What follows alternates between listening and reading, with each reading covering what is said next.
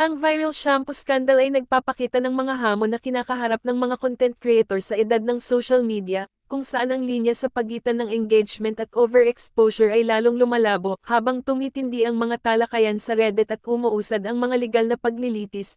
Ang iskandalo na ito ay naglalabas ng mas malawak na mga katanungan tungkol sa pananagutan at privacy. Mga tanong sa umuusbong na dinamika ng kultura ng internet na lumalampas sa mga pixel ng isang viral video sa isang malalim na pagsusuri ng digital na landscape. Si Kamangyan ay isang Filipino vlogger na nag-post ng mga video tungkol sa kanyang buhay bilang isang mangyan, isang katutubong grupo sa Pilipinas. Mayroon siyang mahigit 4.7 milyong tagasunod sa Facebook at 288K mga subscribers sa YouTube.